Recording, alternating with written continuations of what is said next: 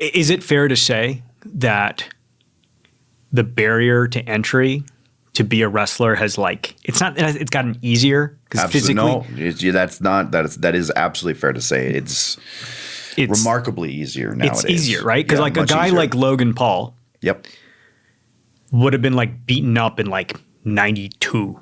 They would have beaten him up in the locker room. What are you you know what I mean?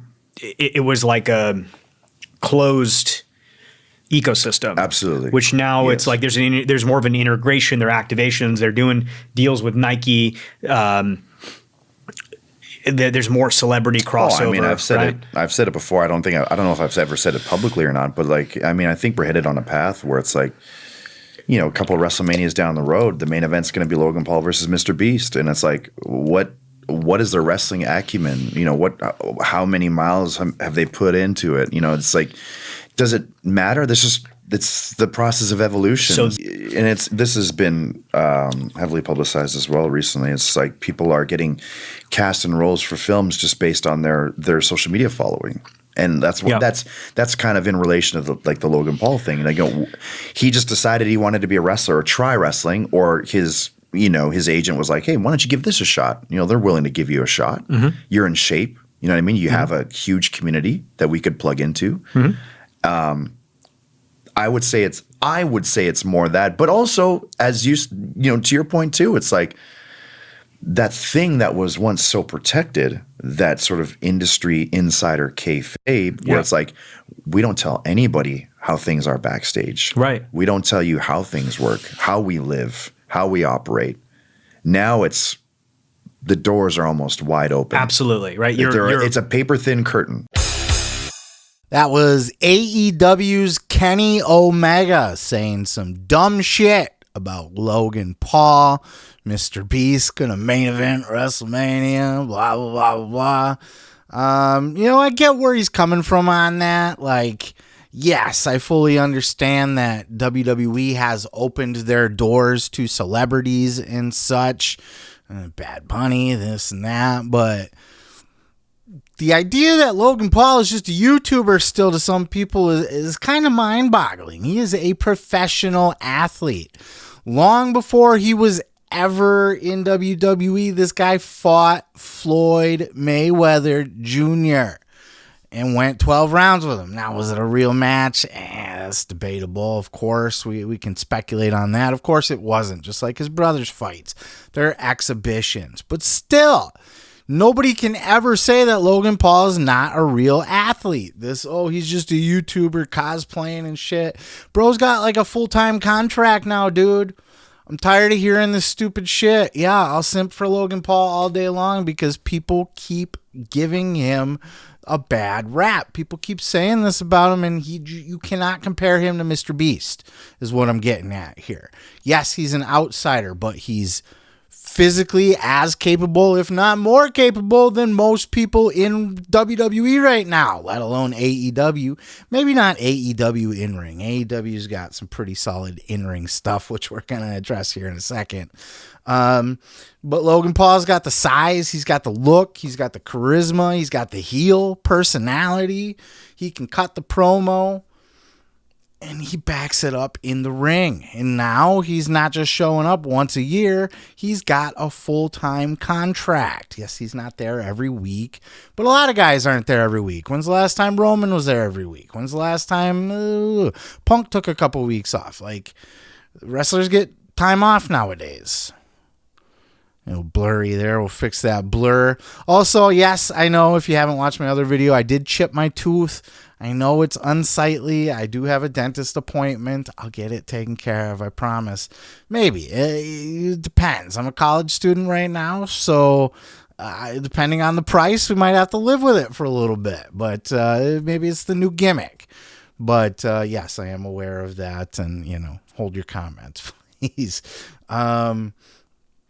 But yeah, I just think it's an unfair characterization coming from where Kenny Omega was coming from there, because Kenny Omega is portraying this as, any old fucking celebrity can walk through the door and cosplay as a wrestler.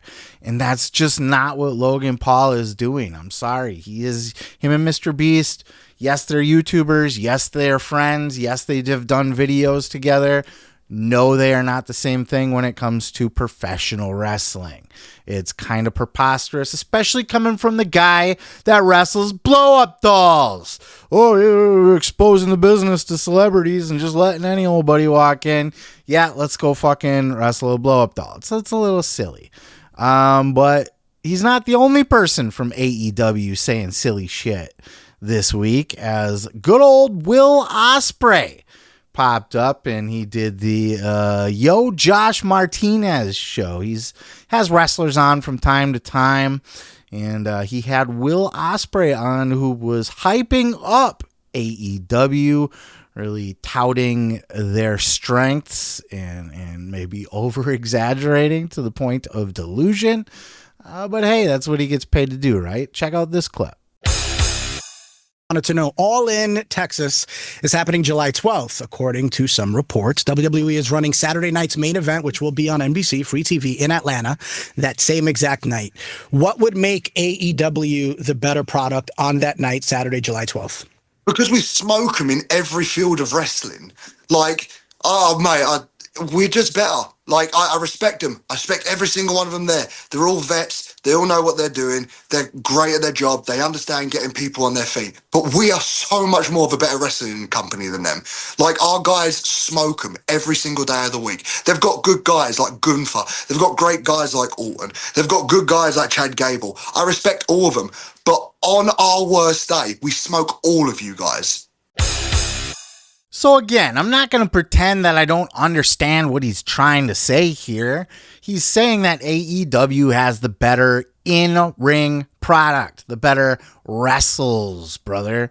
And, you know, in that sense, he's not wrong. I'm not going to argue with him on that one. AEW wrestlers, the in-ring product, the bing, bang, boom, the bumps, the delivery, the moves, all of that, AEW is a superior product. If you want to look at technical in-ring wrestling skills, who does the best wrestles, AEW still has, in my opinion, and in many opinions, the better wrestling. But to say that you smoke WWE or that you are a better or superior product because of in-ring wrestles is preposterous. Because clearly, as your venue size keeps shrinking and shrinking and shrinking, you know, they just announced that they're doing like 6 dates in the Aragon Theater in Chicago, which holds like fucking 5,000 people tops. And that's probably without a ring and a stage and entrance and all that kind of shit. So it'll probably be more like 3,500 in there. For what, 6 dates in the same building? You used to be in the United Center. Sold out like that. I was there. They were hanging from the rafters. Literally, because Darby and Sting were up in the rafters. So they were literally in the rafters. But your product is dying a slow, miserable death. Yes, you got a good TV deal. Good for you. That's going to be a problem coming up as well, because as I did a video earlier this week or late last week or whatever, I don't know what day it is. Doesn't matter. Warner Brothers Discovery is plotting to break off its TV products into a completely different company. So HBO and Max and Warner Brothers Studios that makes movies and stuff will be one company. Then they will split off a whole separate company with a new CEO, new management, new fucking business plans, new ideas for how to do things. And that's going to house their HGTVs and, of course, TBS and TNT, where AEW lives. So unless they're able to renew their deal and stick on Max 100%, like WWE is on Netflix for Raw, they're going to be in trouble there too, possibly, because who's to say the new CEO has that same vision that David Zaslav has right now for Warner Brothers Discovery.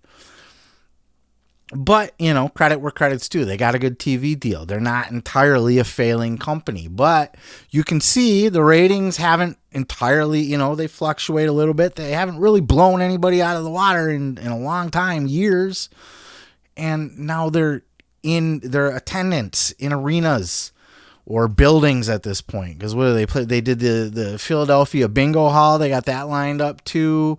The Manhattan Center or whatever. Like, they're playing theaters and shit now, which, you know, wrestlers seem to love in AEW, and a lot of fans like that too. And granted, I do too. I used to love the old Manhattan Center shows and shit. Manhattan, that I really couldn't let that go myself. I know it's bad. It's bad. The old Manhattan Center shows that they used to do. I loved that shit. I love an intimate venue. But when you go from the big league venues to the indie venues, clearly something's wrong with your business product. And that, what's wrong with that, if I may say so myself, because I was a huge AEW mark, by the way. You can go back and watch older videos on this channel. You won't, but I assure you I would put AEW over regularly. And in fact, I attended 2 AEW shows. I was at the United Center show where CM Punk returned. My all-time favorite wrestling show to attend, mostly because I'm a giant CM Punk mark, and that was his big return after 7 years. But the energy in that building, like, you can't, I've never felt that at any wrestling show ever. I've never been to a WrestleMania. I've been to a SummerSlam. I've been to a Royal Rumble in stadiums. The energy's just not there like it is, like it was that day. And then I was also at the AEW that did Little Caesars Arena in Detroit, which is a big ass arena there too, for the Blood and Guts, the Jericho Society versus I don't even remember who they faced at this point. And then they had the Rampage Rumble where Brody King was dangling Darby Allin outside the ring by his neck and then just dropped him. That was pretty fucking wild too. So again, an excellent show. Somewhere along the way, I've completely lost interest in them. A lot of it had to do with the way that they handled the Punk situation. The fact that they refused to do business with Punk, and obviously the whole world's talking about this backstage fight. The very logical next step was to do the Young Bucks and Kenny Omega versus CMFTR, right? Print your fucking money. You can print money off of that shit. Punk wanted to. FTR wanted to. I think even Kenny Omega was willing to. You know who wasn't? The Bucks. Fuck AEW. And then they thought it was a brilliant idea to show backstage footage of CM Punk's little fucking tiff with Jungle Jack there, and Tony Khan said he was scared for his life and that's why he had to fire CM Punk. And then we see the video and it's just a skirmish that happens in front of him, and then Punk's like, you better fucking shut your face, nerd. And of course that made Tony piss his pants and scared for his life, which you shouldn't be dealing with tough guys in the first place then. I mean, yes, it should be a professional atmosphere, but clearly you didn't have control of your locker room, and clearly you're a giant puss face. I think that started it. It showed that money, and Punk said as much. Making money is not the business that you're in, so we're not in the same business. Their whole business model is we just do really good wrestles. We will have the best wrestling match you'll ever see. And they keep trying to hype, oh, we got this dream match and that dream match. And they were doing it, when they were every which way. They try to bring somebody new in and line them up. Oh, this is going to be huge. And they're going to have a great wrestling match. And it just, the Kenny Omegas versus Will Ospreays. When Ospreay came in, that was a big deal. But it just, Bryan Danielson, but clearly a good wrestling match is not what draws in professional wrestling. It sounds oxymoronic to say, and obviously there are fans that love a good wrestling match, and that's what they watch wrestling for. And I love a good wrestling match too. I'm not that big of a fucking WWE mark that I love the sports entertainment of it all. But you need more to draw people in. Clearly, look at the numbers. Clearly, look at the buildings. Look at the ticket sales. And then you're going to go, oh, yeah, but All In Texas or fucking Arena Mexico. Shut up. You know, what are they doing week to week? And what is WWE doing week to week? They're basically at the point where they're selling out stadiums, or damn near selling out stadiums for all their PLEs now, not just WrestleMania. And the Raws and SmackDowns are packed to the rafters. They have to do the minimalist set with just the little rectangle entrance LED screen because they got people up behind it now. Like, you're getting smoked, bro. So clearly in-ring wrestles is not the thing, and they just keep doubling and tripling down. Oh, if we can only get the next big wrestling star, let's bring in Mercedes Moné. Oh, if we put her up against Toni Storm, we're just going to print money.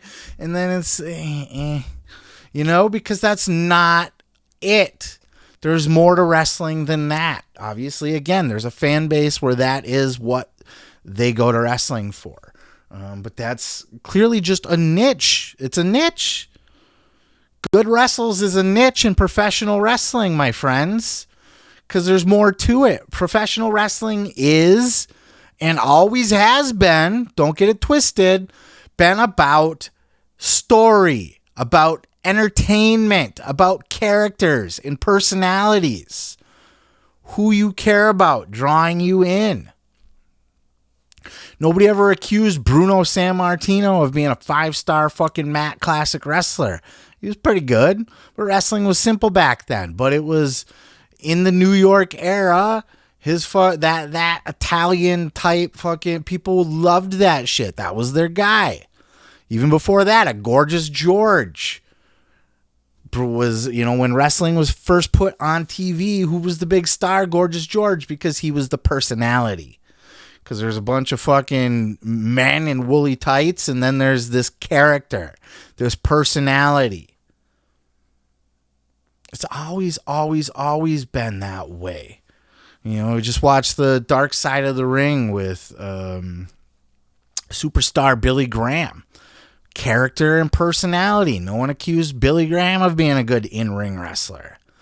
Hulk Hogan ran the fucking 80s with an iron fist. Ultimate Warrior. You know, look, when I was a little kid, you think I gave a shit about the Ultimate Warrior's work rate, brother?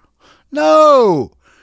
He was colorful and fucking had the energy of a Hulkamaniac, and he had face paint. He ran to the ring and he had cool music. And he went and just beat the fuck out of everybody and got the hell out of the ring. It was dope as a kid. Work rate. I didn't even notice work rate. I was a wrestling fan for years and years and years until, you know, as a kid, the first time I noticed work rate was Bret the Hitman Hart, when I started noticing, hey, this guy seems to have everybody's best matches. You know, Big Daddy Cool didn't really impress me all that much. And then he had a couple matches with Bret Hart, and I was like, whoa, that's Diesel's best match. And The Undertaker had the best wrestling match with Bret Hart and Yokozuna and Lex Luger and fucking everybody that Bret worked with back then. He was able to drag a great match. And then the Iron Man match was really, that was the match where it's like, okay, this is a work rate match. And I noticed it finally. But even then it was, you know, then we moved into the Attitude Era where it was DX and Choppy PP and Suck It and fucking the NWO for life, Too Sweet, spray painting belts and shit. Nowhere in Goldberg. Look at the rise of Goldberg and how big. And look, a lot of people hate on Bill Goldberg now, and rightfully so. They keep bringing him back for one more match, and it's always not that great and whatever. But if you were around in the Monday Night Wars era prime and saw the rise and reign of Bill Goldberg, he was a fucking megastar. I'm telling you, go to the store and there was like Bill Goldberg fucking coffee mugs and shit, man. Like, and nobody ever accused Bill Goldberg of being a good wrestler either. That's not what the wrestling business is about. That's not where the money is made in wrestling. It never was. There was not a match on this planet that you can book for in-ring good wrestles. Oh my God, they put on a fucking Meltzer 7-star classic that's going to sell out a fucking wrestling stadium or pop business for a company and make them hot again. It's what character is coming up. Stone Cold Steve Austin, and Stone Cold was an excellent worker till he got dropped on his head, and then he was meat and potatoes, fists, boots, middle fingers. That's it. But he was a personality and a character. All the money, go back and trace all the big money in professional wrestling ever. All the big pop fucking, the sections of wrestling history that popped business and such.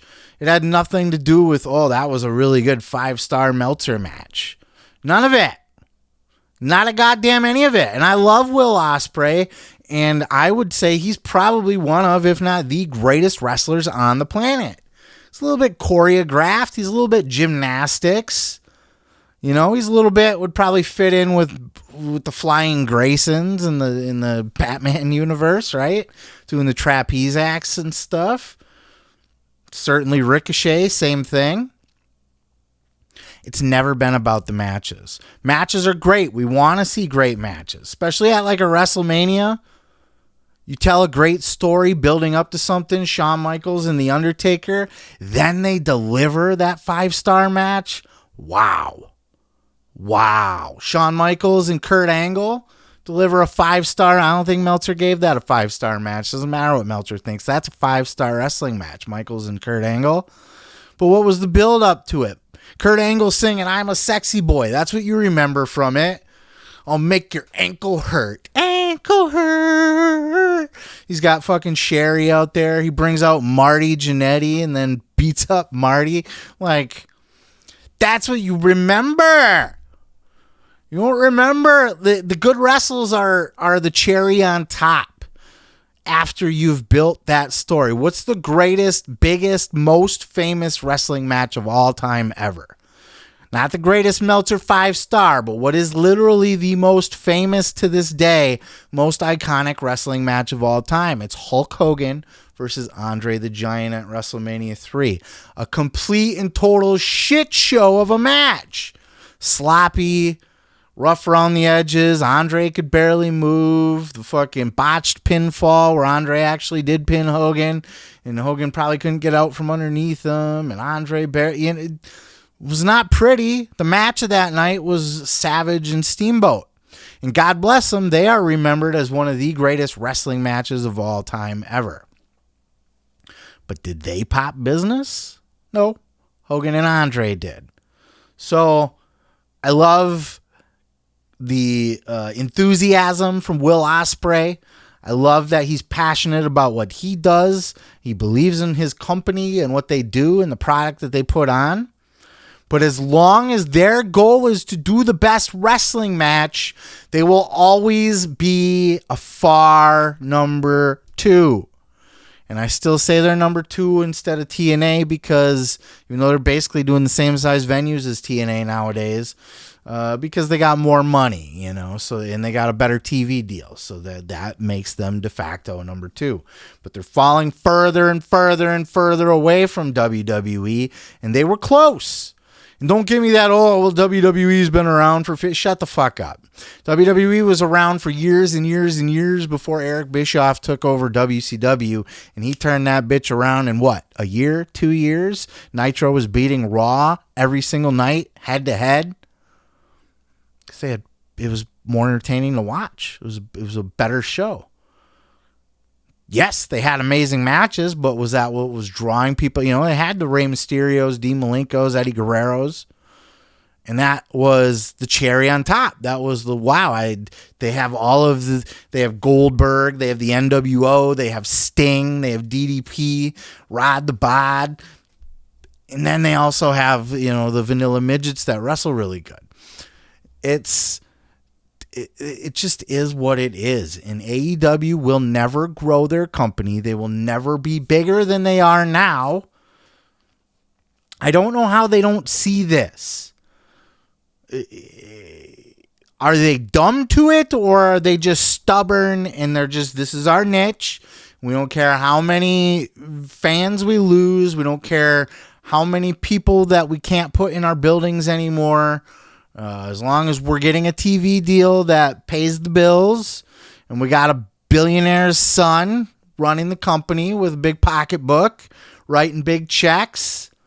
We will continue to just do what we're marks for, what we like to watch, and cater to that niche audience. They're not in the business to grow the business. They're in the business to entertain themselves. And that's why I lost interest in AEW. They make zero effort to gain any new fans. They make zero effort to change their ways, correct course, do anything different at all. Just stubbornly to the bitter end, till Tony spends every last goddamn dime of his dad's money, till they're off of TNT and TBS and end up on the fucking, you know, the America First channel or whatever the fuck, you know, some generic ass C-level TV channel, or they're on fucking Tubi or something like that. We struck this new deal with Tubi. You know what I mean? Like, at what point are you going to realize you got to do more with your company? And I've been begging, and I'll wrap it up here. I know this is a long one. I've been begging, you know, hire some creative writers, man.